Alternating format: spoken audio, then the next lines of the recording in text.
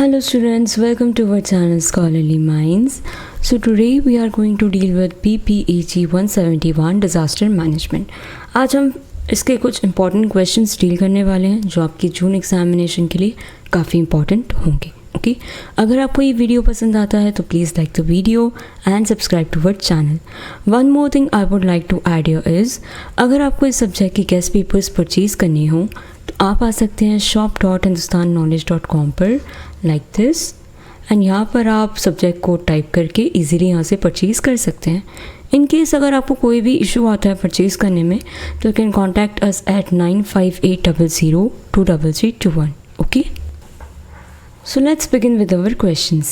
Analyze the nature and impact of climate change. Climate change refers to a long-term change in the Earth's temperature, weather patterns, and climate system.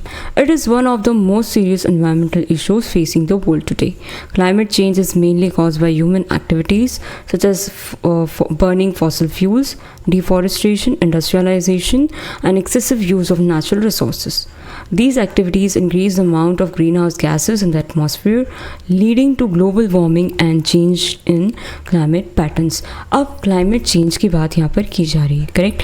climate change का मतलब क्या होता है कि earth के temperature, weather pattern and climate system में long term changes आना. ठीक है, सिंपल वर्ड्स में कहें तो जब कई सालों तक टेम्परेचर और वेदर कंडीशन में परमानेंट या लॉन्ग टर्म चेंजेस आते हैं उसे ही हम क्लाइमेट चेंज कहते हैं. और ये चीज़ हमारा पूरा वर्ल्ड फेस कर रहा है, करेक्ट. और ये क्यों हो रहा है? ह्यूमन एक्टिविटीज़ की वजह से हो रहा है. कैसी एक्टिविटीज़? फॉसिल फ्यूल्स को बंद करना, ठीक है, डिफॉरेस्टेशन, सारे पेड़ काट देना, इंडस्ट्रीज़ बनना. अब ये इंडस्ट्रीज़ बन रही है तो वो लोग पेड़ काट रहे हैं, साथ में पॉल्यूशन भी फैला रहे हैं और बहुत ज़्यादा नेचुरल रिसोर्सेज का यूज़ कर रहे हैं. इन्हीं एक्टिविटीज़ की वजह से ग्रीन हाउस गैसेस इंक्रीज़ हो रही है, जिससे ग्लोबल वार्मिंग और क्लाइमेट पैटर्न्स में चेंजेस नज़र आ रहे हैं. ठीक है, इतना समझ में आता है. Moving on further, nature of climate change. The nature of climate change can be understood through its characteristic. First, it is a global phenomenon that affects all the countries and region. Rising temperature, changing rainfall pattern, and increasing frequency of extreme weather events are common signs of climate change. Second, climate change is a gradual process, but its effects are becoming more noticeable every year. सबसे पहला point जो nature of climate change का है उसे क्या कहा जा रहा है कि ये ग्लोबल फिनोमिनन है. मतलब इसका मतलब है कि सिर्फ एमपी में इसका इफ़ेक्ट है या सिर्फ इंडिया में इसका इफ़ेक्ट है, ये मतलब नहीं है. पूरा वर्ल्ड फेस कर रहा है इसे. पूरे वर्ल्ड की जितनी भी कंट्रीज़ हैं वो सब फेस कर रही हैं. इसका मतलब यही है कि ये प्रॉब्लम किसी भी एक कंट्री तक लिमिटेड नहीं है. चाहे इंडिया हो, अमेरिका हो, चाइना हो, अफ्रीका हो, सब कंट्रीज़ में ये इफ़ेक्ट हो रहा है.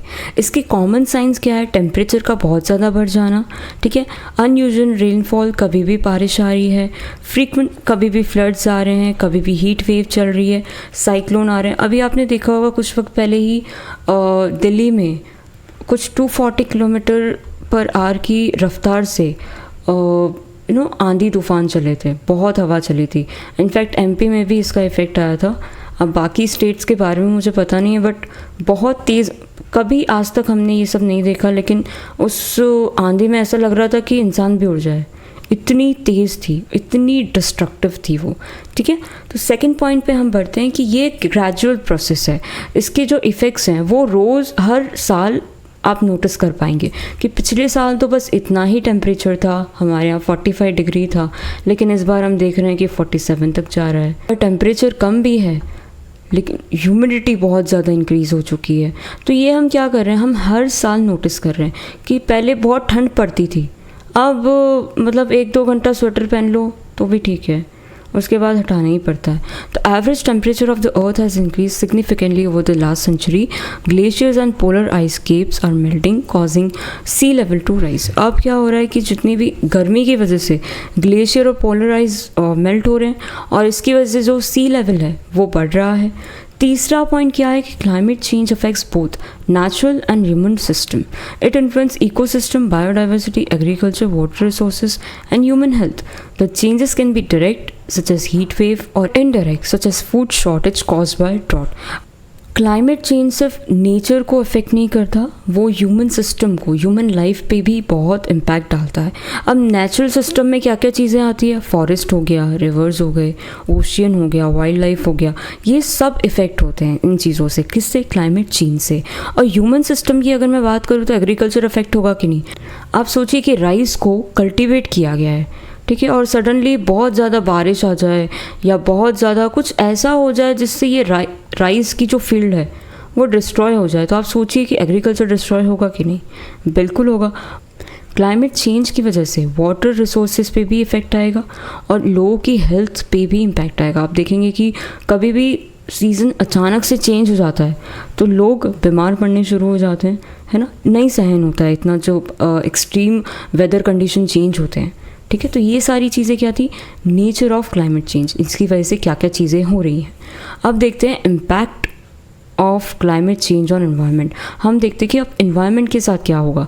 Climate change has a major impact on environment. Rising temperature lead to melting glaciers and ice sheets. As a result sea level rises and increase the risk of flooding in coastal areas. Climate change बहुत बड़ा impact डालता है environment पे. अगर temperature बढ़ेगा तो glaciers जो हैं वो मेल्ट होंगे. मेल्ट होने से जो रिवर्स हैं इनका जो लेवल है वो राइज हो जाएगा और इसी की वजह से क्या हो सकता है, लोगों के जो घर वगैरह हैं वो बर्बाद हो सकते हैं. किसकी वजह से? फ्लडिंग की वजह से, ठीक है. Changes in rainfall pattern can cause both drought and floods. Some region receive less rainfall leading to water shortage while others experience heavy rainfall and flooding. Climate change affects forest, wildlife and marine life. Many plant and animal species struggle to survive as their habitat change or disappear.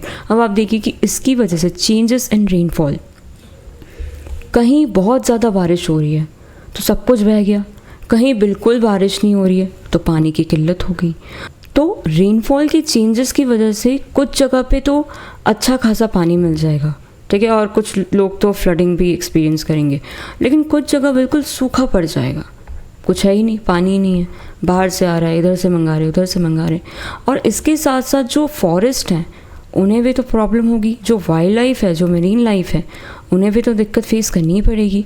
Many plant and animal species, किसी को अब सोचिए कि कोई जगह है वहाँ पे बाढ़ आ गई तो एनिमल्स कहाँ जाएंगे, वो भी तो बह जाएंगे, तो उनका तो बहुत कुछ नुकसान होगा ही.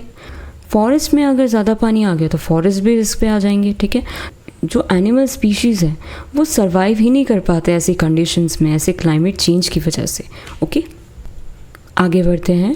Extreme weather events such as cyclone, hurricanes, heat wave and wild life have become more frequent and intense due to climate change. Climate change की वजह से एक्सट्रीम वेदर इवेंट्स ज़्यादा फ्रीक्वेंट और इंटेंस हो गए हैं. जैसे कभी भी साइक्लोन आ रहा है, कभी भी हरिकेन, हीट वेव्स आ रही है, वाइल्ड फायर हो रही है. तो पहले जो डिज़ास्टर कभी कभी आते थे, अब उनकी जो फ्रीक्वेंसी है वो बहुत ज़्यादा बढ़ चुकी है. किसकी वजह से? क्लाइमेट चेंज की वजह से. Impact of climate change on society and economy. Climate change also affect human life and economic activities. Farmer face difficulty because changing weather condition reduce crop production. This can lead to food insecurity and high food prices. अब इसका society पे और economy पे क्या changes आते हैं वो हम देखते हैं. क्लाइमेट चेंज का सबसे ज़्यादा इफेक्ट एग्रीकल्चर सेक्टर पे पड़ता है. फार्मर्स रेनफॉल और टेम्परेचर पे डिपेंड करते हैं. जब वेदर अनप्रडिक्टेबल हो जाता है तो क्रॉप प्रोडक्शन कम हो जाती है, करेक्ट. तो इससे क्या होगा? खाने की कमी आ जाएगी, फूड इनसिक्योरिटी होगी, और जो अगर खाना है भी तो उसकी जो प्राइजेस हैं वो बहुत हाई हो जाएंगे. Human health is also affected. Heat related illness, respiratory problem and the spread of diseases become more common. Poor and vulnerable communities are often the most affected because they have fewer resources to adapt. अब किसकी बात हो रही है? Human health की बात हो रही. तो क्लाइमेट चेंज ह्यूमन हेल्थ को भी इफेक्ट करता है. कैसे? हाई टेम्परेचर की वजह से हीट स्ट्रोक आ सकता है, डिहाइड्रेशन हो सकता है, जो हीट रिलेटेड इलनेसेस हैं वो भी हो सकती है. आपने सुना होगा लू चलती है, उसकी वजह से लोगों को लूज मोशन होता है, फीवर होता है, हेडेक होता है, ठीक है, एंड खाना वगैरह भी वो कुछ खा नहीं पाते हैं, तो ये किसकी वजह से ही हीट रिलेटेड प्रॉब्लम में इंक्लूड होता है। ठीक है, ये सारी चीज़ें इंक्रीज़ हो जाएगी अगर हाई टेम्परेचर होगा, तो एयर पॉल्यूशन के कारण रेस्पिरेटरी डिसीजेस भी बढ़ सकती हैं। एंड सबसे ज़्यादा इफेक्ट कौन होता है, जो पुअर एंड वल्नरेबल कम्युनिटीज़ है, क्योंकि इनके पास रिसोर्सेज बहुत कम है, तो ये चीज़ों को मैनेज कैसे करेंगे, अगर कोई बीमार हो भी रहा है तो वो क्या कर पाएंगे। करेक्ट। इकोनॉमिकली अगर मैं बात करूँ तो climate change cause damage to infrastructure, home, roads and industries. Government spend large amount of money on disaster relief and recovery efforts. अब impact on poor communities हमने अभी देखा कि ये लोग के पास अडेप्टेशन और रिकवरी के लिए रिसोर्सेज कम होते हैं, और डिज़ास्टर आता है तो उन्हें सबसे ज़्यादा नुकसान होता है। इकोनॉमिकली अगर मैं बोलूँ, economic loss, climate change economic loss भी क्रिएट करता है। डिज़ास्टर की वजह से रोड्स डैमेज हो जाती हैं, बिल्डिंग भी डिस्ट्रॉय हो जाती है, इंडस्ट्रीज़ भी इफ़ेक्ट होती हैं, इंफ्रास्ट्रक्चर को अलग से ही नुकसान होता है। अगर कोई बिल्डिंग गिर गई तो ये तो लॉस ही है इंफ्रास्ट्रक्चर को। गवर्नमेंट को रिलीफ और रिहैबिलिटेशन के लिए crore and billions of rupees भी स्पेंड करने पड़ते हैं, और इसकी वजह से हमें क्या होता है, इकोनॉमिक लॉस। किसकी वजह से, क्लाइमेट चेंज की वजह से। क्या आप समझ पा रहे हैं? Okay, let's move on further. Conclusion देखते हैं। Climate change is a global challenge with a serious environmental, social and economic consequences. हमने देखा कि ये ग्लोबल चैलेंज तो है ही, पूरे वर्ल्ड फेस कर रहा है, पूरा वर्ल्ड फेस कर रहा है, लेकिन साथ में इन्वायरमेंट, सोशल और इकोनॉमिक कॉन्सिक्वेंसेस भी इसके हैं। Rising temperature, extreme weather events, challenging climate patterns affect both nature and human life. To reduce its impact, countries must work together to decrease greenhouse gas emission, promote renewable energy, protect forests, and encourage sustainable development. Collective action is essential to create a safer and healthier future for coming generation. अब क्या कहा गया है यहाँ पर कि climate change तो पूरा वर्ल्ड फेस कर ही रहा है, सबको मिलकर काम करना चाहिए, सारी कंट्रीज़ को मिलकर, ताकि ग्रीन हाउस गैस का जो एमिशन है वो कम किया जा सके, रिन्यूएबल एनर्जी को प्रमोट किया जा सके, फॉरेस्ट को बचाया जा सके और सस्टेनेबल डेवलपमेंट को एनकरेज किया जाए। सब मिलकर काम करेंगे तभी हमारी जो फ्यूचर जनरेशन है उसके लिए हम हेल्दियर और सेफर एनवायरनमेंट क्रिएट कर पाएंगे। Okay, moving on to next question. Write a note on community based disaster risk assessment, CBDRA. Community-based disaster risk assessment is a process through which local people identify, analyze, and understand the disaster risk present in their own communities. It focuses on participation of community members and assessing hazards, vulnerabilities, capacities, and resources. CBDRA helps communities prepare for disaster and reduce their impact before they occur. अब ये क्या है? ये एक ऐसा process है जिसमें local community के लोग अपने एरिया के डिज़ास्टर रिस्क को आइडेंटिफाई, एनालाइज और अंडरस्टैंड करते हैं। सिंपल वर्ड्स में कहें तो जो लोग किसी एरिया में रहते हैं वही सबसे अच्छे से जानते हैं कि यहाँ पे मतलब उनके एरिया में कौन सा डिज़ास्टर आ सकता है और उससे कैसे बचाया जा सकता है। तो इसी लोकल नॉलेज को यूज़ करके डिज़ास्टर रिस्क असेसमेंट किया जाता है। तो CBDRA में community members, local leaders, volunteers वगैरह ये सब मिलकर एक्टिवली पार्टिसिपेट करते हैं इसमें। एंड इसका मेन पर्पस यही होता है कि डिज़ास्टर आने के पहले प्रिपरेशन करना और लॉसेस को कम करना। ठीक है, ये इनका काम है कि लॉस कम हो जाए और डिज़ास्टर आए भी तो हम उसके लिए प्रिपेयर रहें। किसका काम है ये? CBDRA। Okay, let's move on to meaning of CBDRA. CBDRA is a participatory approach to disaster management. It involves local resident, community leaders, volunteers, and other stakeholders in assessing disaster risk. Since local people have first-hand knowledge of their environment, they can provide valuable information about hazard vulnerabilities. The assessment helps in developing effective disaster preparedness and risk reduction plan. यही मैंने अभी आपको समझाया कि CBDRA एक ऐसा process है जहाँ पर लोग डिज़ास्टर को पहले तो आइडेंटिफाई करते हैं, उसे एनालाइज करते हैं और समझते हैं, ठीक है, कि इनकी कम्युनिटीज़, फॉर एग्जांपल यहाँ पे एक कम्युनिटी है और यहाँ पे एक समंदर है, तो यहाँ पे ज़्यादा चांसेस किसके हैं? ड्रॉट के या फ्लड के? फ्लड के कि यहाँ से बाढ़ आ सकती है, कभी भी पानी बाहर आ सकता है, हमारी कम्युनिटी में आ सकता है। तो इनका काम क्या है कि अगर इन केस आगे जाके अगर फ्लड आ भी जाए तो उससे कैसे बचा जा सके और लॉसेस को कैसे कम किया जा सके। इसमें इन्वॉल्व रहता है लोकल रेजिडेंट्स, कम्युनिटी के लीडर्स, वॉलंटियर्स और अदर स्टेक होल्डर, ताकि वो असेस कर सके कि किस तरह का डिज़ास्टर हमारे यहाँ आ सकता है, क्योंकि उन्हें ज़्यादा पता है क्योंकि वो वहीं पे रहते हैं, वहाँ का एनवायरनमेंट उन्हें पता है। तो इसी की वजह से ये अपनी इंफॉर्मेशन से ये चीज़ पता कर सकते हैं कि हमारे यहाँ क्या हो सकता है, और यही असेसमेंट इनको हेल्प करता है डिज़ास्टर आने के पहले प्रिपेयर रहने के लिए और रिस्क रिडक्शन प्लान बनाने के लिए। Let's move on further. Objectives क्या है CBDRA के? To identify disaster hazards affecting the community. सबसे पहले पता कीजिए कि क्या डिज़ास्टर आ सकते हैं जो कम्युनिटी को पूरी तरह से इफेक्ट करेंगे। To assess the vulnerability of people, property and infrastructure. दूसरा ऑब्जेक्टिव है आप ये पता कीजिए कि वल्नरेबिलिटी कितनी है, यानी डिज़ास्टर के टाइम सबसे ज़्यादा रिस्क में कौन होगा। जैसे बच्चे हो गए, एल्डरली पीपल हो गए, डिसेबल पर्सन हो गए, तो इन ग्रुप्स को स्पेशल प्रोटेक्शन की ज़रूरत होती है। Correct. To identify available resources and capacities within the community. Community के पास कौन से रिसोर्सेज अवेलेबल हैं उनका असेसमेंट भी किया जाना चाहिए। जैसे ट्रेंड वॉलंटियर्स कितने हैं, ठीक है, हेल्थ सेंटर कितने हैं, शेल्टर कितने हैं, इमरजेंसी इक्विपमेंट है कि नहीं है। तो ये रिसोर्सेज डिज़ास्टर के टाइम बहुत हेल्प करते हैं। To increase awareness about disaster risk. CBDRA का एक इम्पॉर्टेंट ऑब्जेक्टिव है अवेयरनेस बढ़ाना। जब लोग रिस्क को समझते हैं तभी वो प्रिवेंटिव मेजर्स ले पाते हैं। अगर उन्हें पता ही नहीं है कि फ्लड आने वाला है, अगर फ्लड आ जाए तो हमें करना क्या है, उन्हें कुछ पता ही नहीं है, तो वो अपना ध्यान कैसे रखेंगे। Correct. To develop community based disaster preparedness and mitigation plans. Community को डिज़ास्टर के लिए प्रिपेयर करना भी इसका ऑब्जेक्टिव है, ताकि इमरजेंसी के टाइम पैनिक कम हो और रिस्पॉन्स फास्ट हो।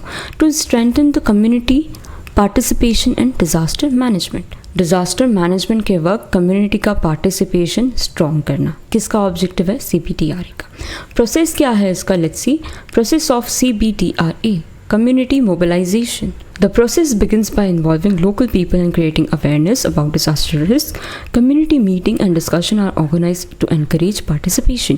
सबसे पहले कम्युनिटी को इन्वॉल्व किया जाता है, मीटिंग्स ऑर्गेनाइज की जाती है, अवेयरनेस प्रोग्राम कंडक्ट किए जाते हैं, लोगों को डिज़ास्टर रिस्क के बारे में बताया जाता है। फॉर एग्जांपल, अगर किसी विलेज में फ्लड का रिस्क है तो विलेजर्स को फ्लड प्रिपेयरनेस के बारे में एजुकेट किया जाएगा। ये पहला पॉइंट है। Hazard identification. Community members identify possible hazards such as flood, earthquake, cyclone, landslide, drought or fire that may affect the area. Second है क्या है? अब इस स्टेज में क्या होता है कि हज़ार्ड्स आइडेंटिफाई किए जाते हैं। कम्युनिटी मेंबर्स अपने एक्सपीरियंस के बेसिस पर बताते हैं कि कौन से डिज़ास्टर एरिया को अफेक्ट कर सकते हैं। जैसे कोस्टल एरिया में साइक्लोन का रिस्क बहुत ज़्यादा रहता है, माउंटेन एरिया में लैंडस्लाइड का रिस्क बहुत ज़्यादा रहता है। तो यहाँ पे यही पता करना है कि यहाँ पे इस जगह पे इस कम्युनिटी में क्या हो सकता है। Vulnerability assessment. This step examines which people, building or resources are most likely to be affected by disaster. Special attention is given to children, elderly people, person with disability and economically weaker group. अब identify किया जाता है कि disaster से सबसे ज़्यादा नुकसान किसे हो सकता है। इसमें वल्नरेबल ग्रुप्स को भी आइडेंटिफाई किया जाता है, जैसे कि ख़ास तौर पे बच्चों पर ध्यान देना है, जो बड़े बुज़ुर्ग हैं उन पे ध्यान देना है, इन्हें बचाना बहुत ज़्यादा ज़रूरी है। फॉर एग्ज़ाम्पल, नदी के पास बने जो घर हैं, फ्लड में ज़्यादा उन्हीं को डैमेज होगा। तो ऐसे वल्नरेबिलिटी का असेसमेंट बहुत इम्पॉर्टेंट है। Capacity assessment. The community identifies strength and resources such as trained volunteer, health facilities, shelter, communication system, local knowledge that can help during emergency. अब हमारी फॉर एग्जाम्पल उस कम्युनिटी की क्या कैपेसिटीज़ है, कितने वॉल्टियर्स हैं, कितने रिसोर्सेज अवेलेबल हैं, ये सारी चीज़ें डिज़ास्टर के टाइम पे बहुत हेल्पफुल हो सकती हैं। कितने हेल्थ फैसिलिटीज़ हैं, कितने शेल्टर्स हैं, कम्युनिकेशन सिस्टम हमारे यहाँ का कैसा है, जो लोकल नॉलेज है वो कैसा है, ठीक है। तो ये सारी चीज़ें इमरजेंसी के टाइम बहुत ही इम्पॉर्टेंट हो सकती हैं। Analysis. The information collected is analyzed to determine the level of risk faced by community. Risks are prioritized based on their likelihood and potential impact. अब कलेक्टेड इंफॉर्मेशन का एनालिसिस किया जाता है रिस्क को प्रायोरिटी दी जाती है, यानी कौन सा रिस्क सबसे ज़्यादा डेंजरस है और उसका इम्पैक्ट कितना होगा। मैं यहाँ पे एक छोटा सा फॉर्मूला बनाऊँ तो क्या है, रिस्क का मतलब पहले तो आप हज़ार्ड को ढूंढो कि क्या प्रॉब्लम हो सकती है, प्लस हमारी जो वल्नरेबिलिटी है, जैसे कि बच्चे हो गए, बूढ़े हो गए, उन पे खास ध्यान देना है। कोई ऐसी जगह जहाँ पे सबसे ज़्यादा डिज़ास्टर का इफ़ेक्ट हो सकता है वो, लेकिन इसमें से हम क्या माइनस कर सकते हैं, कैपेसिटी, क्योंकि ये हमारी स्ट्रेंथ है, करेक्ट। तो हम अपनी स्ट्रेंथ से इन प्रॉब्लम्स को ओवरकम कर जाएंगे। तो हमारा टोटल रिस्क क्या है यहाँ पे हमें वो पता चल जाएगा, ठीक है। Planning and action based on assessment, the community prepared disaster risk reduction and preparedness plans.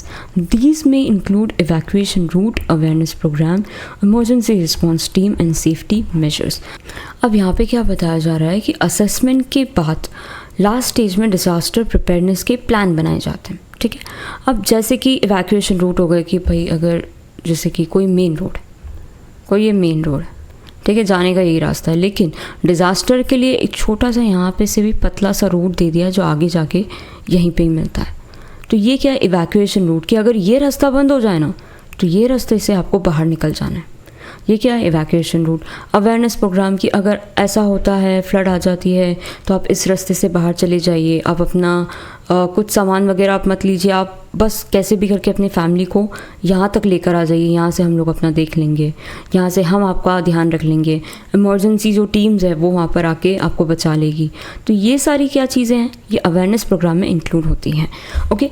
Importance of CBDRA. CBDRA is important because it empowers people to take responsibility for their own safety. अब हमने यहाँ पे देखा कि CBDRA क्या कर रहा है, ये लोकल लोगों को गाइड कर रहा है कि अगर कुछ भी दिक्कत आती है, अगर कोई भी डिज़ास्टर आता है तो आपको अपना ध्यान कैसे रखना है, आपको खुद सेफ कैसे होना है। इट इम्प्रूव्स डिज़ास्टर प्रिपेयरनेस, ये डिज़ास्टर के लिए प्रिपेयर करता है, वल्नरेबिलिटी को कम करता है और कम्युनिटी के रेजिलेंस को इंक्रीज करता है, अच्छा करता है। Since local people participate actively, the plans developed are more practical and effective. जो वहाँ के लोकल लोग हैं वो एक्टिवली इसमें पार्टिसिपेट करते हैं, तो इन्हीं प्लान्स को अच्छे से फॉलो करते हैं, इफेक्टिवली फॉलो करते हैं। CBDRA also promote cooperation among community members and government agency. CBDRA क्या प्रमोट करता है, कोऑपरेशन प्रमोट करता है, किसके बीच में, कम्युनिटी मेम्बर्स और गवर्नमेंट एजेंसीज के बीच में। कंक्लूजन हम देखते हैं कि community based A disaster risk assessment is an essential tool for disaster risk reduction. It encourages active participation of local communities in identifying risk and planning solution. By understanding hazard, vulnerabilities are available resources. Communities can better prepare for disaster and minimize losses. Therefore, CBDRA plays a vital role in building safer, stronger and more resilient communities. ठीक है, हमने अभी क्या पढ़ा कि CBDRA एक बहुत ही important tool है डिज़ास्टर के टाइम पर, ठीक है। अगर ये ना हो तो लोग अपना ध्यान नहीं रख पाएंगे, डिस्ट्रक्शन बहुत ज़्यादा हो जाएगा, ठीक है। लोगों का जो इंफ्रास्ट्रक्चर है वो तो बर्बाद हो गई, लोग भी मारे जा सकते हैं डिज़ास्टर में, करेक्ट। तो इसकी वजह से बहुत से हमें बेनिफिट मिल रहे हैं, लोग बच सकते हैं, ठीक है। हैज़र्ड्स को हम अगर पहचान लेंगे तो हम, जैसे कि फॉर एग्ज़ाम्पल आप कोई सब्जेक्ट पढ़ने बैठे हैं तो पहले ही आपको पता चल गया कि ये इंपॉर्टेंट टॉपिक है ना, तो आपने क्या किया, ये सारे इंपॉर्टेंट टॉपिक पहले से पढ़ लिए, तो आप आने वाले एग्ज़ाम के लिए प्रिपेयर्ड हैं कि अगर आने वाले एग्ज़ाम में ये क्वेश्चंस आए तो मैं तो प्रिपेयर हूँ और मैं इन्हें अटैम्प्ट कर लूँगी। इसी तरह से अगर किसी कम्युनिटी में डिज़ास्टर आता है तो ये CBDRA उन्हें प्रिपेयर रखता है कि अगर आता भी है तो आपको इस तरह से बचना है। सिंपल, ठीक है, सिंपल था। Moving on to next question. Discuss the various vulnerability factors. Vulnerability refers to the condition that make people, communities, or region more likely to suffer damage during disaster. These factors increase the risk of loss of life, property, livelihood, and environment. Vulnerability is not only related to natural hazard, but also to social, economic, and environmental condition. Understanding vulnerability factors help government and communities plan effective disaster risk reduction measures. Vulnerability का मतलब वो condition जो लोगों, communities या areas को disaster के समय सबसे ज़्यादा नुकसान पहुंचाने लायक बना देती है, ठीक है। कोई भी जगह है, फॉर एग्जांपल मैंने आपको बताया कि कोई नदी किनारे ढेर सारी घर बने हुए हैं, किसी दिन फ्लड आ गया तो ये सारे घर एक ही बार में साफ़ हो जाएंगे। इस घर में रहने वाले लोगों को भी बहुत दिक्कतें हो सकती है, ठीक है। इनका सब कुछ बर्बाद हो जाएगा, घर तो जाएगा ही, ठीक है। हो सकता है किसी की जान भी जा सकती है, ठीक है। बहुत बड़ा लॉस हो सकता है और भी बहुत तरह के लॉसेस हम यहाँ पे एक्सपेक्ट कर सकते हैं। वर्ड्स में जितनी ज़्यादा वीकनेस होगी उतनी ज़्यादा वल्नरेबिलिटी होगी। ये वीकनेस सिर्फ बिल्डिंग्स में तो होती नहीं है, जैसे कि घर बह गया, बिल्डिंग बह गई, नहीं, ये सोशल, इकोनॉमिक और इन्वायरमेंटल और पॉलिटिकल सिस्टम में भी हो सकती है। तो पेड़ पौधे थे वो भी बह गए, एनवायरनमेंट पे असर आ गया, ठीक है। ये सारे लोग एक फैक्ट्री में काम करते थे, अब इकोनॉमिकली भी इफ़ेक्ट आ गया, अब वो काम ही नहीं कर सकते। कोई काम कर सकता है नहीं कर सकता, किसी को फ्रैक्चर हो गया, कोई यहाँ से शिफ्ट ही हो गया, तो इकोनॉमिकली भी बहुत इफ़ेक्ट आएगा। किसी का काम ही छूट गया, अब वो जा ही नहीं सकते। तो यहाँ पे बहुत सारी चीज़ें अफेक्ट हो रही हैं और इसी वजह से वल्नरेबिलिटी डिज़ास्टर की जो रिस्क है वो बढ़ा देती है। जो फैक्टर्स हैं इनकी वजह से डिज़ास्टर की जो रिस्क है वो बहुत ज़्यादा बढ़ गई है। Physical vulnerability refers to weakness of building, infrastructure and other physical structure, poorly constructed house, weak road, old bridges. Inadequate public facilities are more likely to be damaged during disaster such as earthquake, flood, cyclone and landslides. सबसे पहला factor है physical vulnerability. ये buildings, roads, bridges and infrastructure की weakness से related होता है। अगर week house है तो अर्थक्वेक से गिर जाएंगे। फ्लड प्रोन एरियाज़ में बने जो घर हैं वो डिस्ट्रॉय हो सकते हैं। पुअर ड्रेनेज सिस्टम है तो फ्लडिंग को और ज़्यादा बढ़ा सकता है। अगर कोई पुराने ब्रिज हैं वो गिर सकते हैं, ठीक है। ये सारी चीज़ें किस में आ रही है? फिज़िकल वल्नरेबिलिटी में। और ये सारी चीज़ें किससे होंगी? अर्थक्वेक, फ्लड, साइक्लोन, लैंडस्लाइड, इन चीज़ों से होंगी, ठीक है। For example, people living in unsafe building और flood prone areas face higher risk during disaster.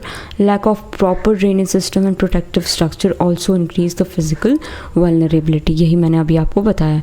Social vulnerability is related to the characteristic of people and communities. Certain groups are more vulnerable because they may have limited ability to respond to disaster. ये group कौन से होते हैं? Children, elderly people, people with disability, pregnant women, poor and marginalise communities.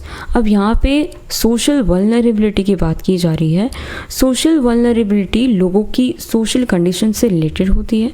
कुछ group disaster के समय बहुत ज़्यादा वल्नरेबल होते हैं, जैसे कि बच्चे हो गए, बड़े लोग हो गए, ठीक है। बड़े मतलब एल्डरली पीपल हो गए, डिसेबिलिटी वाले जो पर्सन है वो।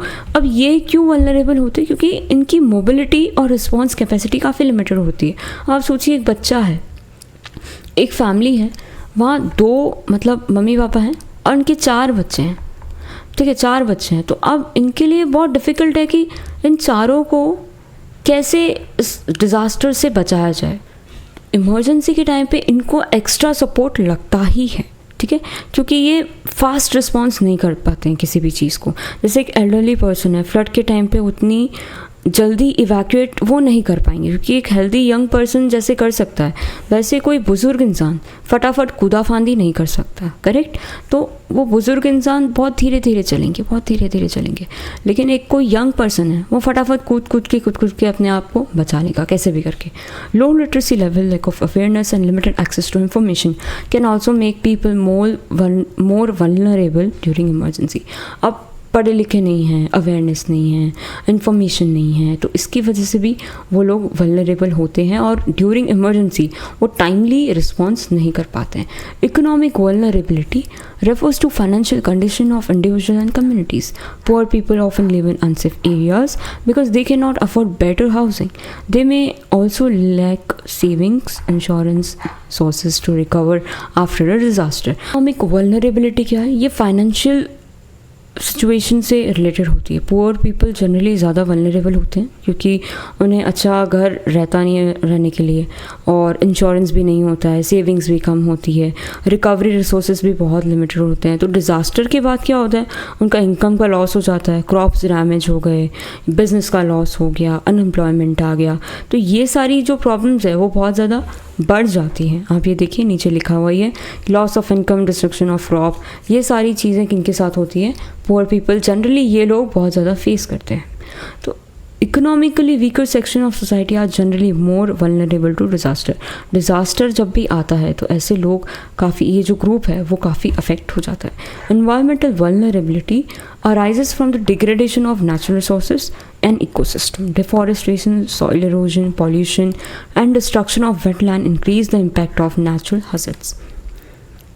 Environmental vulnerability natural resources and ecosystem की डिग्रेडेशन से रिलेटेड होती है। जैसे कि हमने देखा कॉजेज़ क्या होते हैं, पेड़ काट दिए, सॉइल इरोजन हो गया, ढेर सारा पोल्यूशन हो गया, वेटलैंड का डिस्ट्रक्शन हो गया। तो इसका इम्पैक्ट क्या होता है, जब भी इन्वायरमेंट वीक होता है तो नेचुरल डिज़ास्टर का इम्पैक्ट बहुत ज़्यादा हो जाता है।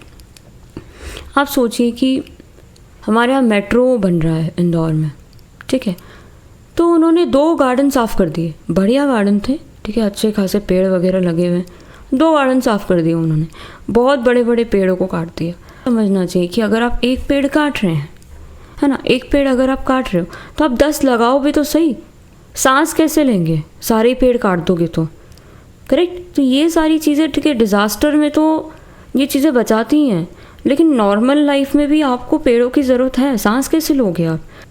डिज़ास्टर तो काफ़ी डिस्ट्रॉइंग अपने लेवल पे होता ही है, वो तो जो करना है उसे वो करेगा ही। अगर उसे इतना कम्युनिटी को डिस्ट्रॉय करना है, फॉर एग्जांपल इतनी कम्युनिटी को डिस्ट्रॉय करना है फ्लड से, तो वो तो करके ही रहेगा। लेकिन हम पेड़ बचा के एटलीस्ट अपना इन्वायरमेंट तो सेव कर सकते हैं, करेक्ट। अब जैसे कि फॉर एग्जांपल मैं बताऊँ तो जंगल काटने से फ्लड्स और लैंडस्लाइड का रिस्क और ज़्यादा बढ़ जाता है। तो ये अगर कल को मेरे यहाँ बाढ़ आती है तो पता नहीं कौन बचाएगा हमें। खैर आगे बढ़ते हैं। For example cutting down forest can increase the chance of flood, ये मैंने अभी आपको बताया। Damage coastal ecosystem such as mangrove reduce natural protection against cyclone and storm. आप सोचिए कि बड़े बड़े जो पेड़ होते हैं, जो घने घने सालों पुराने होते हैं, आपने देखे होंगे कि वो कितने घने होते हैं, और इन्हीं की वजह से हमारा जो अंदर का कम्युनिटी है वो बचा हुआ रहता है। इसीलिए पेड़ों को बचाना बहुत ज़रूरी है। आप फॉरेस्ट वगैरह मत काटिए, ध्यान रखिए, ठीक है। Institutional political vulnerability, weak governance, poor disaster management system can increase vulnerability. अब वीक गवर्नेंस और पुअर डिजास्टर मैनेजमेंट की वजह से भी वल्नरेबिलिटी इंक्रीज हो सकती है। Lack of disaster preparedness plans, inadequate emergency services, poor law enforcement, insufficient public policies make community less capable of dealing with disaster. अब लोगों को पता ही नहीं है, आपने प्लान्स ही नहीं बनाए, आपने कोई इमरजेंसी सर्विसेज ही नहीं रखी, और पॉलिसीज़ जो पब्लिक पॉलिसीज़ है वो भी आपने ठीक से नहीं बनाई, तो लोगों को कौन बचाएगा, कम्युनिटीज़ को कौन बचाएगा, वो डिज़ास्टर से डील कर ही नहीं पाएंगे। Political instability and lack of coordination among government agencies can also slow down relief and recovery efforts. अब पॉलिटिकल कन्फ्लिक्ट और कोऑर्डिनेशन की कमी रिलीफ और रिकवरी एफर्ट्स को भी स्लो कर देती है। अगर लोग आपस में लड़ रहे हैं, जो पॉलिटिकल वाले हैं वो आपस में लड़ रहे हैं, तो रिलीफ और रिकवरी कहाँ से आएगा लोगों के पास, ठीक है। तो ये चीज़ नहीं होनी चाहिए। Cultural and educational vulnerability, let's see. Cultural belief and lack of education may influence how people respond to disaster warning. Some people may ignore evacuation orders or fail to take preventive measures due to misinformation or traditional belief. बाहर अब जैसे कि कोई कहता है कि वो जो भंवर आता है, वो जो गोल गोल गोल गोल आता है, उसमें नहीं जाना चाहिए क्योंकि उसमें बहुत नेगेटिव एनर्जीज रहती है। तो अब सड़क पे चल रहा है और आपको जान बचानी है, तो आपको इससे पार तो होना ही पड़ेगा। अगर नहीं होगे तो हो सकता है पीछे कुछ और भयानक आ रहा है, करेक्ट। तो कुछ लोग अपनी ट्रेडिशनल बिलीफ की वजह से या मिस इन्फॉर्मेशन की भी वजह से प्रिवेंटिव मेजर्स ही नहीं ले पाते हैं। तो कल्चरल बिलीव हो गया या लैक ऑफ एजुकेशन हो गया, इसकी वजह से भी डिज़ास्टर का जो इफ़ेक्ट है वो बहुत भयानक होता है लोगों पर। तो एजुकेशन का होना, अवेयरनेस का होना बहुत ज़रूरी है वल्नरेबिलिटी को कम करने के लिए, ठीक है। डिज़ास्टर से हमें अगर लड़ना है, हमें सेफ़ होना है, तो एजुकेशन और अवेयरनेस ये 2 बहुत इंपॉर्टेंट चीज़ है। कंक्लूजन देखते हैं। Vulnerability is influence by physical, social, economical and environmental, institutional, cultural factors. ये हर चीज़ पे हमने अभी सारे पॉइंट्स देखे कि फ़िज़िकल, सोशल, इकोनॉमिक, ये किस तरह से फैक्टर्स वल्नरेबिलिटी से जुड़े हुए हैं। These factors often work together increase disaster risk. ये सारी चीज़ें एक साथ काम कर रही हैं और डिज़ास्टर के रिस्क को बढ़ाती जा रही है। Identifying, reducing identifying and reducing vulnerabilities through proper planning, education, sustainable development, and strong governance can help build safer and more resilient communities.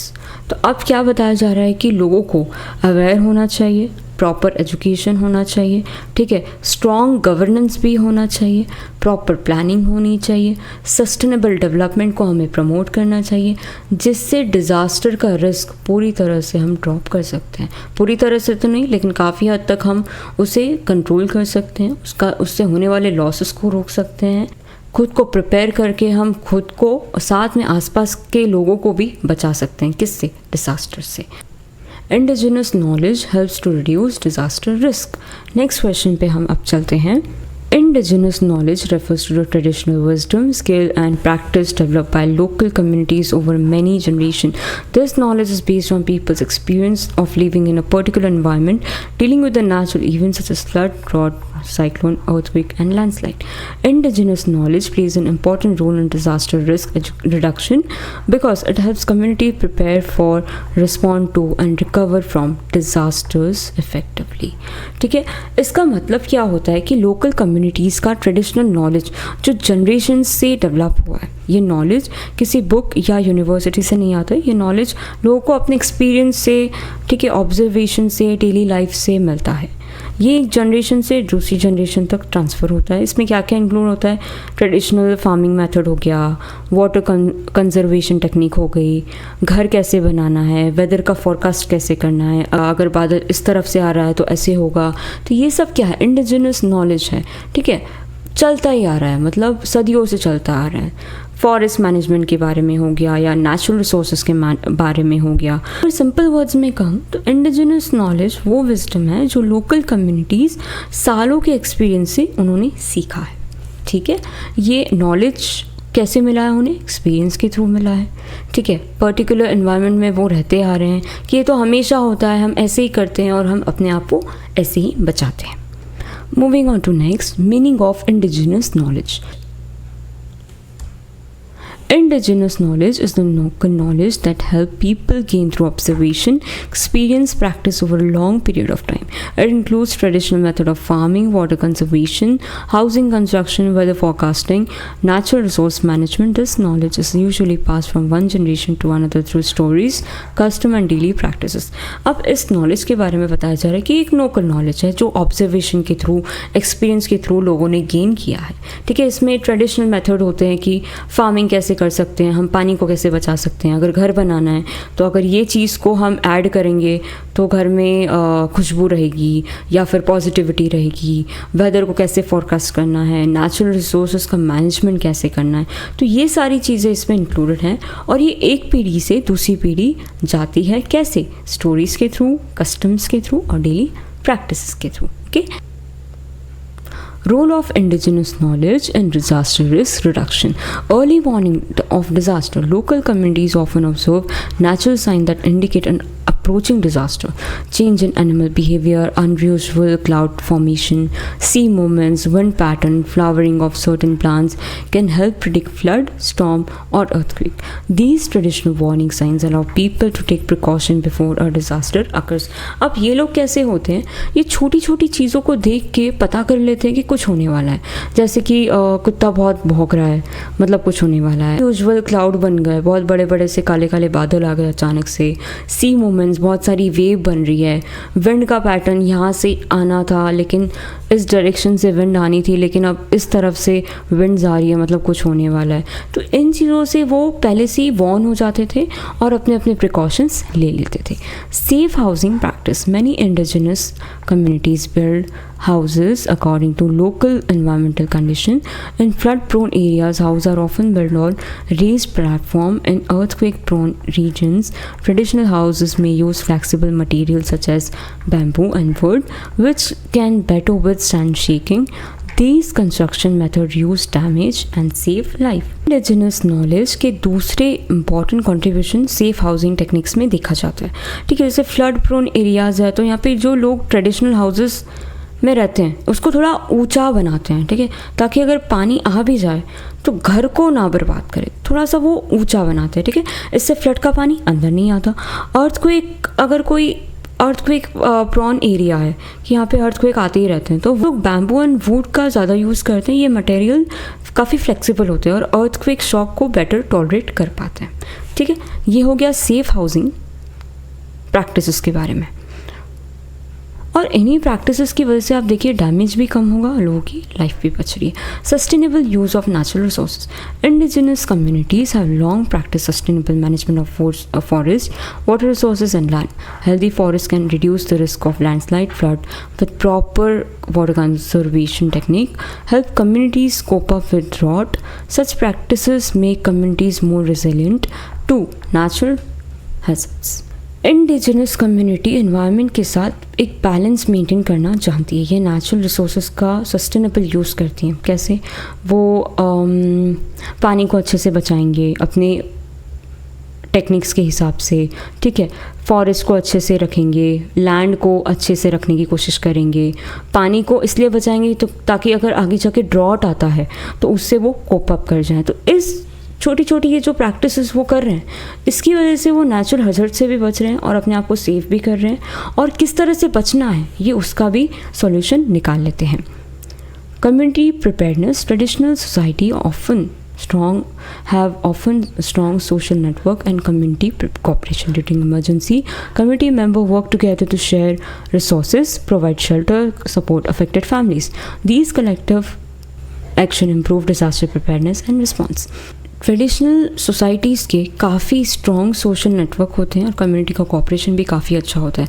जब भी इमरजेंसी आती है तो कम्युनिटी के मेंबर जो हैं साथ में काम करते हैं, रिसोर्सेज बांटते हैं, एक दूसरे को शेल्टर प्रोवाइड करते हैं, जो भी अफेक्टेड फैमिलीज़ हैं उन्हें सपोर्ट करते हैं। यही कलेक्टिव एक्शन डिसास्टर प्रिपेयर्डनेस को इम्प्रूव करता है और अच्छे से रिस्पॉन्स करने में हेल्प करता है। Example of indigenous knowledge, let's see क्या एग्जाम्पल्स है। In many coastal areas people have traditionally recognize unusual sea withdrawal as a warning system of tsunami. जैसे ही वो देखते हैं कि बहुत ज़्यादा अजीब सी वेव्स आ रही हैं तो उन्हें समझ में आ जाता है कि अच्छा सुनामी आने वाली है। Similarly a tribal community in forest often use the understanding of weather pattern and local ecosystem to prepare for heavy rainfall and storm. वहाँ पे भी उन्हें इन चीज़ों की समझ में आ जाती है कि अच्छा बहुत भयानक बारिश आने वाली है, किस तरह से प्रिपेयर करना है उन्हें बहुत अच्छे से पता होता है और इससे उन्हें किस तरह से प्रिपेयर रहना है उन्हें पता होता है। Traditional rain water harvesting system in many villages help reduce water shortage during drought. अब पुराना जो उनका हार्वेस्टिंग सिस्टम है, इससे क्या होता है कि वाटर शॉर्टेज जब भी होती है वो उससे भी कोप अप कर जाते हैं। तो इंडिजिनस नॉलेज का बेनिफिट क्या क्या है? कॉस्ट इफेक्टिव रहता है और लोकली अवेलेबल है। कोई टेंशन नहीं है, बाहर से कुछ मंगवाने की ज़रूरत नहीं है, जो हम प्रैक्टिस करते आए हैं उसी को फॉलो करना है। प्रैक्टिकल एक्सपीरियंस है, लोग करते ही आए हैं। स्ट्रेंथ कम्युनिटी पार्टिसिपेशन, सब लोग मिलकर करते हैं। प्रमोट्स एनवायरमेंटल कंजर्वेशन, इसकी वजह से एनवायरमेंट भी बच रहा है। Complement modern scientific method of disaster management, साथ में ही क्या हो रहा है, मॉडर्न चीज़ें तो चल रही है लेकिन ट्रेडिशनल चीज़ें भी कॉम्प्लीमेंट कर रही है किसे, डिजास्टर मैनेजमेंट को। कंक्लूजन देखते हैं। Indigenous knowledge is valuable resource for reducing disaster risk. हमने अभी देखा कि ये नॉलेज किस तरह से डिजास्टर रिस्क को कम कर रहा है। It provide practical solution for disaster preparedness, early warning, environmental protection and community resilience. इसकी वजह से प्रैक्टिकल सोल्यूशन लोगों को मिल पा रहे हैं, अर्ली वार्निंग भी मिल जाती है कि अच्छा ऐसे वेव्स आ रहे हैं, सुनामी आने वाली है, कुछ अजीब से बादल बहुत बड़े बड़े बन रहे हैं, काले काले बन रहे हैं अचानक से, मतलब कुछ होने वाला है। All the modern technology is important, बिल्कुल इंपॉर्टेंट है, लेकिन combining scientific knowledge with indigenous knowledge can create more effective disaster management strategies. Therefore, government and organizations should recognize, preserve, and use indigenous knowledge to build safer and more resilient communities. देखो ये जो knowledge है वो तो important है, scientific knowledge भी important है, लेकिन इसी की वजह से क्या होता है कि जो स्ट्रैटेजीज़ हैं वो बहुत अच्छे से बन जाती है। तो गवर्नमेंट को और ऑर्गेनाइजेशंस को इन्हें याद रखना चाहिए, इन चीज़ों को प्रिजर्व करना चाहिए ताकि एक सेफ़र और अच्छी कम्युनिटी को हम बना सके, बिल्ड कर सके। Okay, that's all for today. Thank you so much.